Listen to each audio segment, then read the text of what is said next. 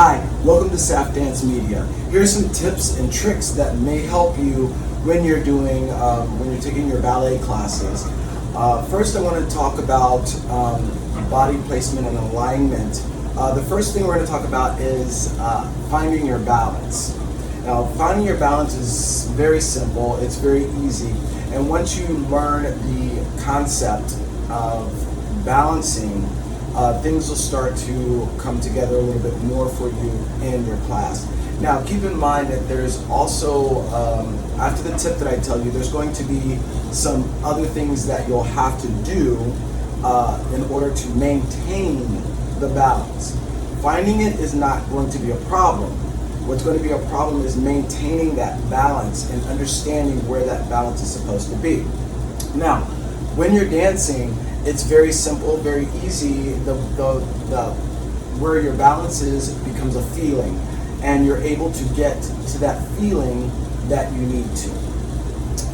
I've often heard my dance teachers tell me, well, Scott, don't look at yourself. Don't literally look down to see if you're on your balance. You have to feel it.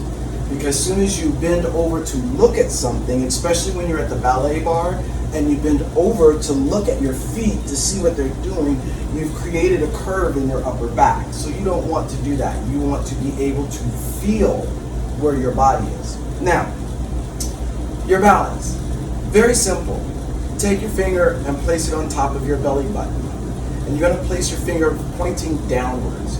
If you had a string attached to that finger, or you had a laser attached to that finger, you're going to realize that the end of the line is going to be right in between your feet.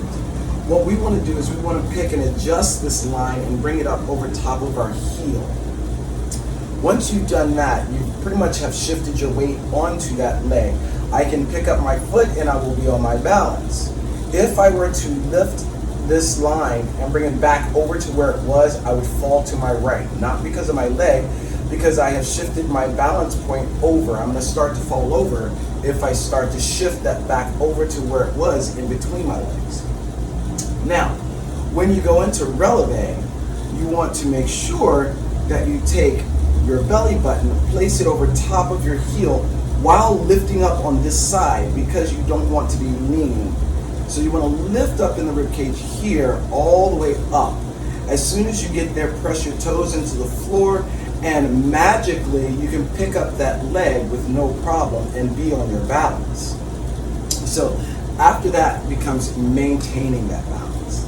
And if you can accomplish that, when you go up for your pirouettes, you're going to start to feel like your pirouettes, you can't come out of them, like it's hard for you to stop the pirouette.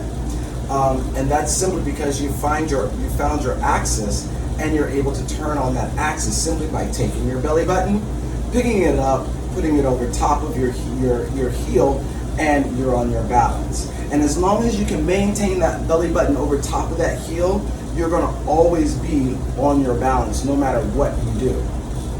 Right? So I can stand here for a very long time on releve, as you can see, because my belly button, I'm maintaining it over top of my heel.